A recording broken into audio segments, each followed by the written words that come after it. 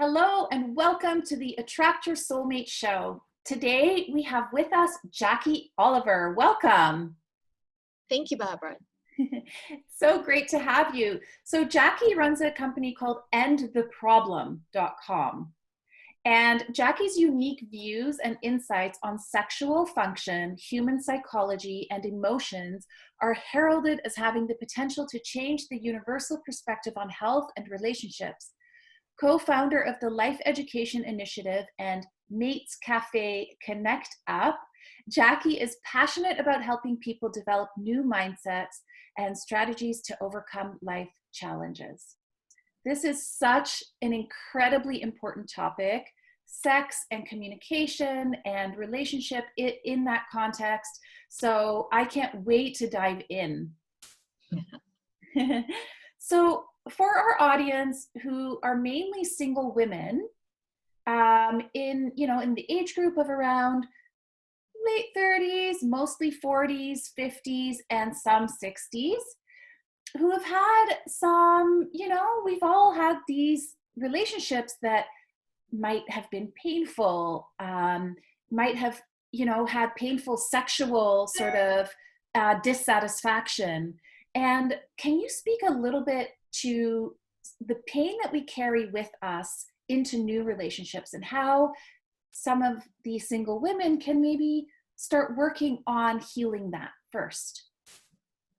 That's a really interesting question. And I'll start with some interesting statistics that will actually help give some insights and some more sense to that. So I deal a lot with sexual dysfunction, which is in men premature ejaculating early, erectile dysfunction, which is losing erection hardness. And in women, a big factor is loss of libido, unable to achieve orgasm or very difficult to achieve orgasm. And as a woman gets older, in a vaginal dryness, which makes sex really painful. Now, if we look at the statistics of that, you've got 31% of men experiencing premature ejaculation, 50% of men over 40 experiencing erectile dysfunction, either every now and then or constantly, and then 43% of women difficulty in achieving orgasm, with 80% of them unable to orgasm during intercourse.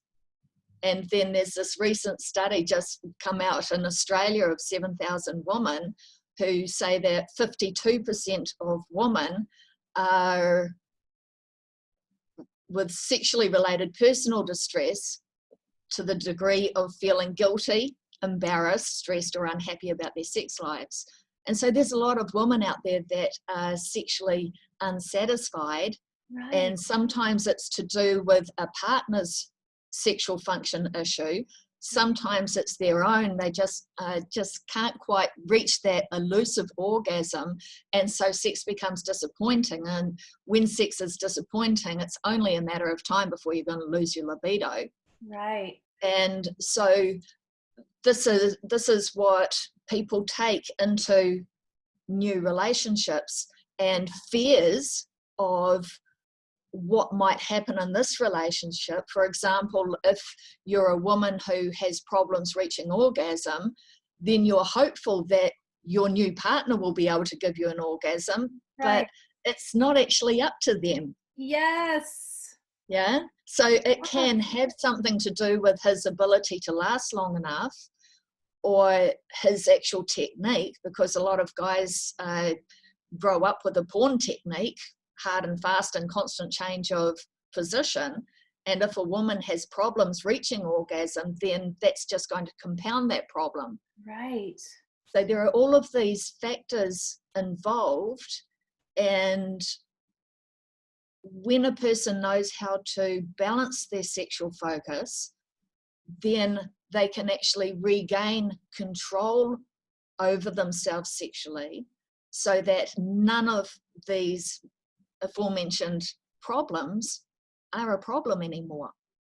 So what I want to say is that it doesn't matter how old you are.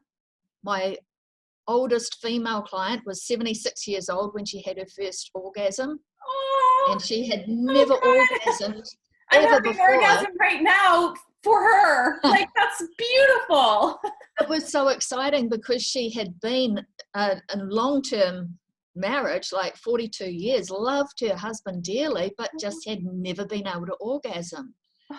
Great. And so that's just so exciting. And my oldest male client was 86 and he had erectile dysfunction. And it's like, well, this is how it works. This is how you need to, the thought and action sequence that your brain needs to be able to maintain a firm erection. Right? So Love that. many men start losing erection hardness and they think they've got this terrible disease or they've got heart disease, and they really should get checked out medically. Sure. That's obvious. But most of the time, in my experience, like 95% of the time, a man starts losing erection hardness because he's focusing too much attention on giving his wife foreplay or his partner foreplay. Right. Too much attention on the mechanics of giving foreplay, his brain's not receiving enough arousing signals, brain's super efficient, boom, cuts off the erection hardness. Right. Yeah, Right. makes complete sense.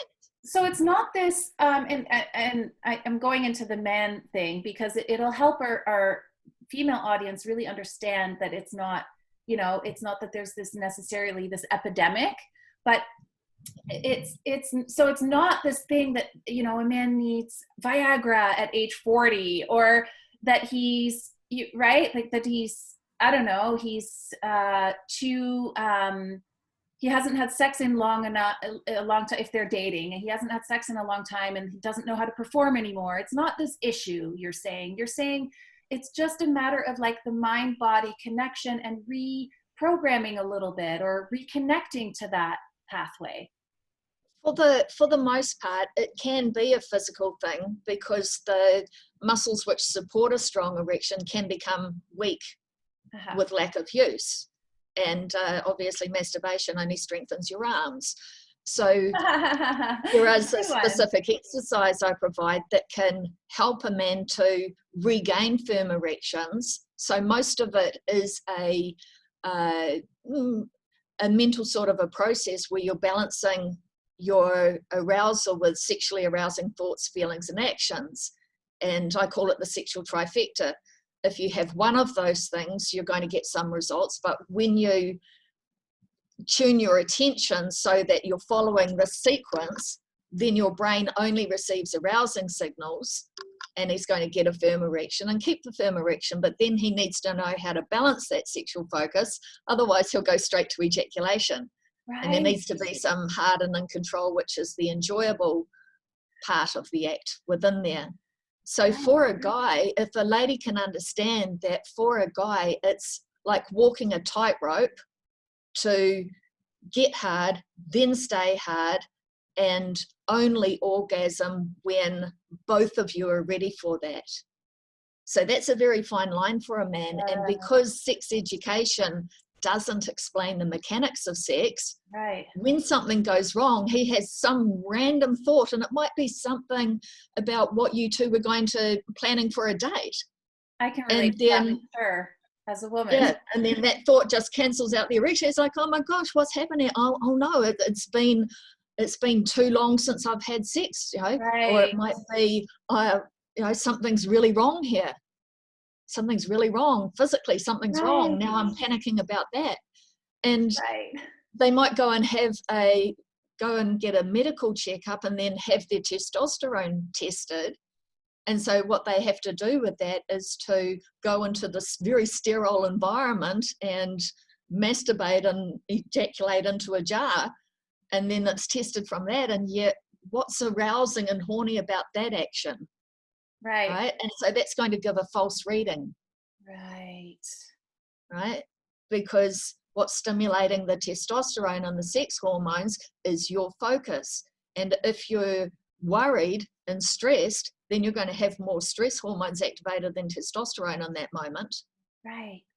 And we have this too. I mean, I know from my experience, if I am unable to fully let go, meaning I feel safe with my partner, I feel safe, not with the partner being a safe person, because I'm in a long-term relationship, I feel safe with him in general, but in that moment, do I feel safe? Like, do I feel like I can let go? Do I feel like he's enjoying himself? Do I feel like, am I warm enough? I often get cold, those kinds of things. And if that gets in the way, I'm gone. And then I think, oh, I'm taking too long and he doesn't like it. And I go into this mental blah, blah, blah, blah, blah. So can you speak a little bit about that for women who, for example, like I know there's an issue among us women. We're good at orgasming by ourselves, masturbating and self-pleasuring. And often it's harder when a partner is making love to us. And I don't just mean intercourse. Intercourse is definitely hard for most women to orgasm with, but even non-intercourse, other sexual play. Can you speak to why we do this? Like, why is this happening in our brain, in our body? All right. So when we are masturbating, we tend to go straight for the G-spot on the clitoris, right? Because we know that those are the pleasure centers. And we know that if we go away from there, it's like rubbing our arm. It's not really doing anything at all. Right. And so this can come back to a sex education as well. Like as women, yes, we may have had a porn education, but we're more likely to have also got it from romance novels, which is fairy tale as well. Right. So our mind is easily distracted. And as women, we tend to be thinking about a to-do list. It's like we've got to consciously bring our awareness back. Otherwise, we're just flittering around all over the place. Right. And so when you're masturbating, you've got to do the work, right? To actually do the work, to guide yourself or your toy, you've got to pay attention. Because if you're not paying attention, you're going to go off your G-spot or go off your clitoris, and there's going to be no feeling, no awareness of feeling. But when your partner is doing that for you, you've got to consciously be present with that act. Right. So every now and if you're lucky, you have a partner who knows, goes straight for the bullseye. But if you, even so, you've still got to bring your attention there. Even after you have reached an orgasm, like I teach women how to have pulsing orgasms and squirting orgasms on demand, and also to get rid of that inner vaginal dryness. So it just doesn't happen. It happens, but you do this and it's like flushing your whole inner vagina so that it's moist in there and you're easily receptive to your partner. Wow. Right? So when you understand how to do this, then you're able to align your thoughts and your actions so that you're switching your attention between feeling into your partner and experiencing the orgasm, the actions to orgasm. Right? So you can become so adept at orgasming that it's happening every 20 or 30 seconds. It's like you get on the roller coaster. It's like a roller coaster ride. You go whoosh, and then you go around and you climb back on and go whoosh. And that's a lot of fun for yourself, but it's a bit of an ego trip, right? Because when you're making it all about you, then your partner feels a disconnect. Right. Right. And conversely, when a partner has a sexual function issue, right, they're worrying about that happening or not happening, which means that their partner is feeling that emotional disconnect as well. Right. So it's always important to remember that sex is about both partners, not just about one. And that really helps to balance your sexual focus throughout the act. Totally. I love that. And so sort of building on that, so say, we're dating and we're getting into a sexual relationship with someone. It's early on, right? You're hoping to build something with this person or not. Then still communication is really important. But so say, just for the sake of asking one question at a time, you're embarking on a sexual relationship with someone who you're hoping it will become something more, right? or you're in the beginning of a deepening committed relationship, and you're exploring sex with that person, and you're noticing, okay, I'm feeling some old stuff coming up. I'm feeling nervous, or I'm feeling like I can't orgasm. This is the woman's perspective. I'm feeling like maybe he's not enjoying himself. Like all these things that can come up at the beginning of a relationship. How would you recommend, because talking about sex is really difficult. And we talked about that before we pressed record, that sex is one of the topics that people want to hear about most, but are the least willing to talk about because it's so vulnerable. So how would a woman bring up the topic of sex with their partner? Well, it's interesting what you said, and something that I'd like to address first is that it's never a good idea to have sex with a person in the hope that it will lead to a more emotionally connected relationship. So, Yeah, and that's because, let me just I clarify. just want to say that because that's because as women we tend to, once we have sex with a person, throw our whole heart into it, and that's when we can mess with the attraction factor and become too needy too soon. Kind of works in with what you do a lot. With your work. Yes, yeah, totally. And thank you for clarifying that, because that wasn't my intention in the question, although I know that that's what it would have sounded like. So definitely no. All I'm saying is, at the beginning of a sexual relationship with someone else, at the beginning, not deep in, because that's not our audience right now, although I'd like to dive into that too. And maybe you can touch on that, because eventually, hopefully they will become long-term with somebody. But yeah, at the beginning, because it's that awkward, precarious time. So whether you're ending up in a relationship with them or not, you could still have a sexual experience and need to communicate. So from there. Right. So when it comes to communication, we need to deal with the emotions that are arising within that, because when we're emotionally triggered, our prefrontal cortex shuts down to a degree that we can't think clearly, and we might have rehearsed what we were going to say, but then we become triggered and we can't think clearly, and we kind of go, and it's like, oh my gosh, what did I just say then? And then we freak ourselves out even more, because now we're just sounding awful. So the first thing to do is to just reset yourself into a place of calm. Okay, just bring your awareness back into your body, soften your gaze. That just helps you to feel more relaxed and engaged. And then you might say something like, so what do you like most about sex? Or what are the things that you like about sex? Like, you're wanting to know early on what their sexual preferences are. Yes. Right? They might like anal sex. There's probably not a huge amount of women who like anal sex. And if your potential partner needs to have anal sex to feel fulfilled, then you're incompatible, and you need to change course now before you get more emotionally involved in that relationship. So when you reset yourself to a place of calm, it's going to be easier to engage in that conversation about sex and what a person's preferences are, what your own preferences are. And I would even interject and say, I tell this to my clients all the time, have a conversation about sex before you have it. Yes. Like prior to. And yes, it's uncomfortable, people, I know, but it empowers you hugely to, like what you're saying, Jackie, to know what their preferences are, but also to share yours. Like I'm a midwife by trade. I don't know if you read that, but so sexual health, like in terms of, physically, right?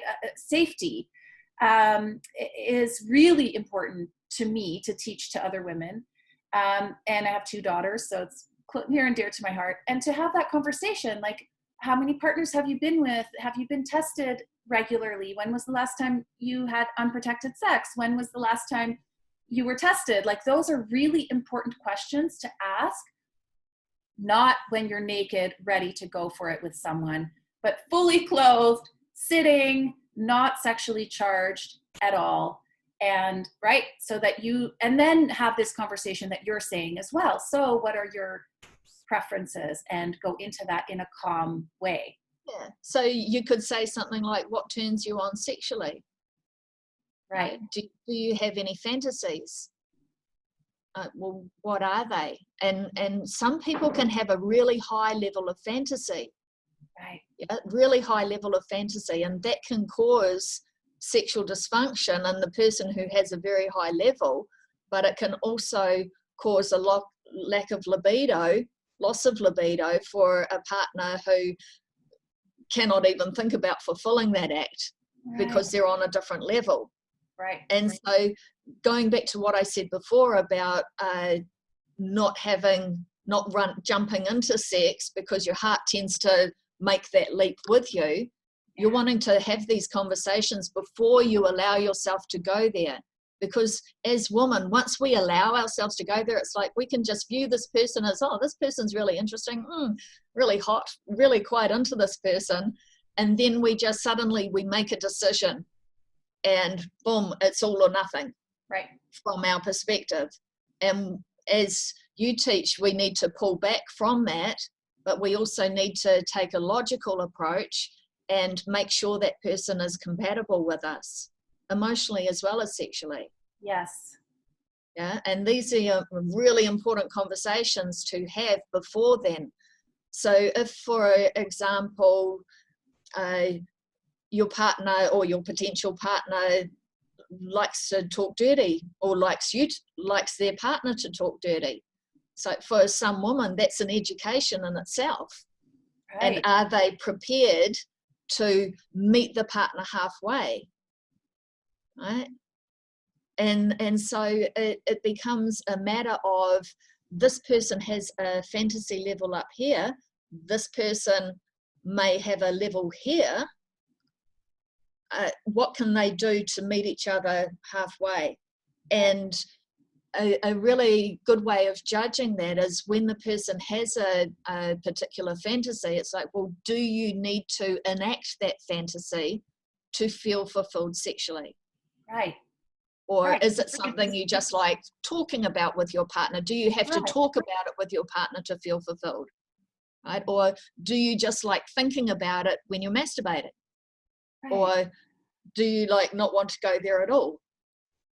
Right? And then determine what your base level of fantasy is and your base level of your partner's fantasy is. And is there a happy intermediate in there? And that's how you'll be able to tell, for the most part, if you're sexually compatible. Sometimes, oh my gosh, every now and then I've had clients with size issues, and sometimes it's been the male whose size is just too big, and his partner isn't able to receive him. Right? So while most men worry about not being big enough, these guys that are really big, they've got another problem, because most women see their member and run for the hills, like, oh my gosh, you're not putting that in me. Right. But even so, I teach women how to, if that's a particular issue, how to relax mentally and physically, because, well, you can't relax physically until you relax mentally, right? And so that you can receive your partner's size.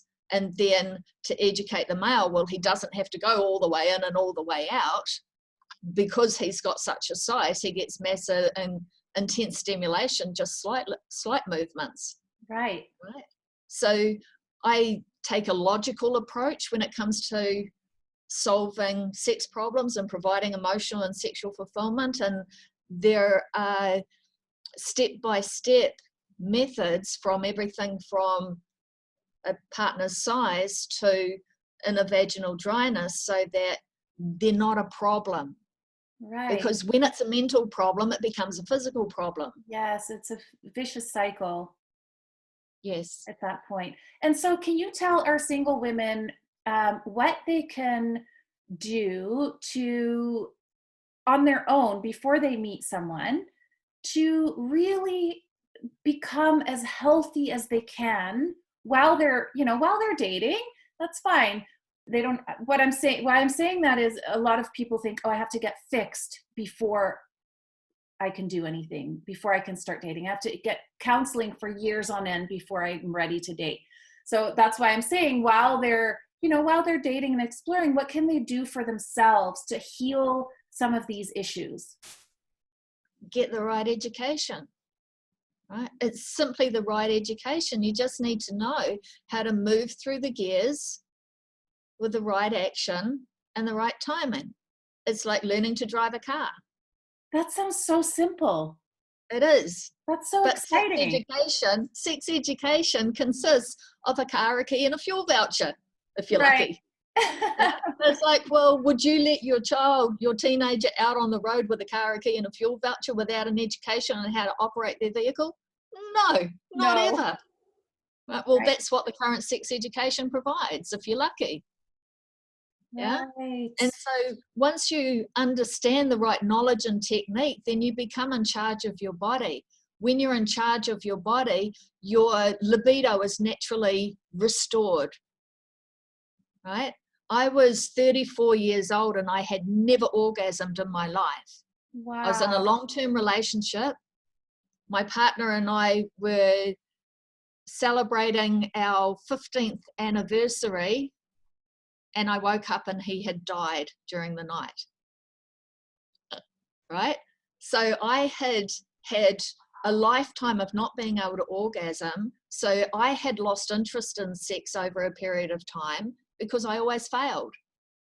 Because of my dysfunction and my, yes, I'll have sex, oh no, it's not happening, yes, no, and then no, no, no, no, no. He developed an erectile dysfunction problem. And so even when I read about something, I thought, yes, I'll try this. Then he had problems getting a hard erection because I was always giving him mixed messages. And when he died, it was one huge wake-up call for me. I was like, I am not going through the rest of my life like this. And I made it my mission to figure out how to solve male and female sexual dysfunction. And here you are. Since, yeah. Yeah. And so now I teach women how to orgasm on demand. Do you want a squirting orgasm or a pulsing orgasm? This is the only action you can use that will give you a squirting orgasm, right? Wow. This is how to achieve the pulsing orgasm. It's going to take longer, it lasts longer, but the squirting orgasm is more fun because it just feels like a whoosh on a roller coaster, right? And this is how to, this is how your partner gets hard. This is how he stays hard. This is how he controls his movement along the arousal scale, so he stays in control until you tell him that you've had enough. And this is how you orgasm together every single time you have sex, right? Wow. You have that kind of a knowledge. It's like, wow, it just so completely simple. restores fun. Sorry, I'm totally cutting you off. That's all right. And the mic doesn't pick up both of our voices, so I apologize for that. Tell me, what was the last thing that you said just now? It completely changes your life and your approach for sex and your desire for sex. And like when I reached 42 years old, I started experiencing inner vaginal dryness, which makes it feel like the inside of your vagina just being scraped with sandpaper. It's horrible. And I was like, oh my gosh, I can't go on like this. Right. And so I thought, I applied my knowledge and I thought, okay, well, I'll initiate this technique. And that flushed my inner vagina. And what was really interesting was that I had been booked in to see a gynecologist a couple of months later, and she says, how old are you? She says, I can't believe how old you are. You've got the healthiest vagina I've ever seen. And I put it down to the inner flush technique because it lubricates the whole of the inner vagina. It's also really important to use lubrication, an external lubricant. Coconut oil is the best. Yes. Although in Canada in the cold weather, it solidifies in cold weather. But it warms on touch. Like you just scrape. Yes. I mean, I use it.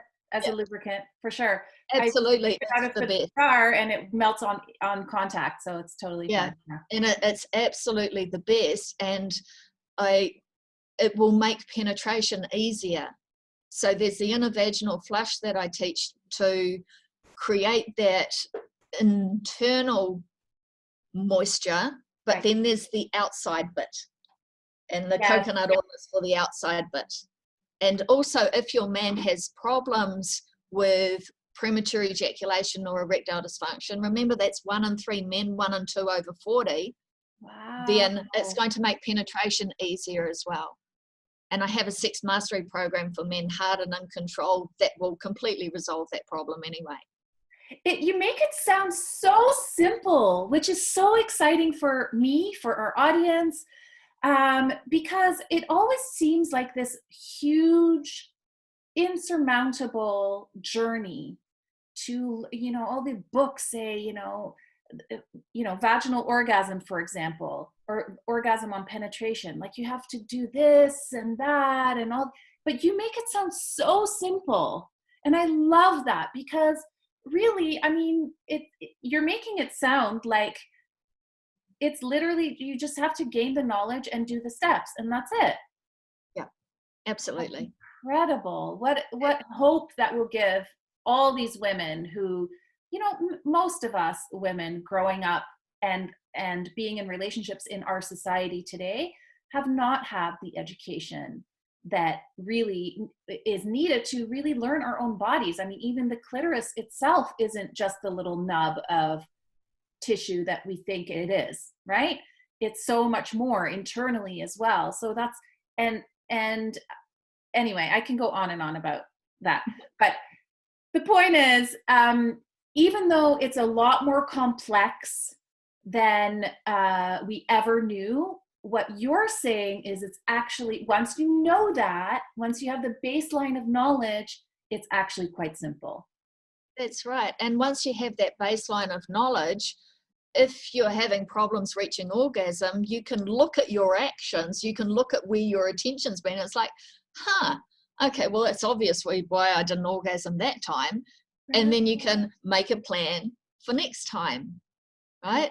For a male, from the male perspective, he loses his erection hardness during foreplay. It's like, oh, well, I got really into my partner. And what often happens is if a male is too focused on the emotional connection, he's not giving his brain enough arousing signals to keep the erection.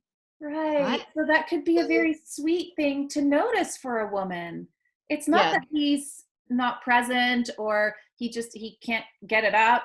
It's because he's so emotionally connected to you. Or That he, spiritually connected. right, Yeah. right. That he's Yeah. disconnected from his physicality.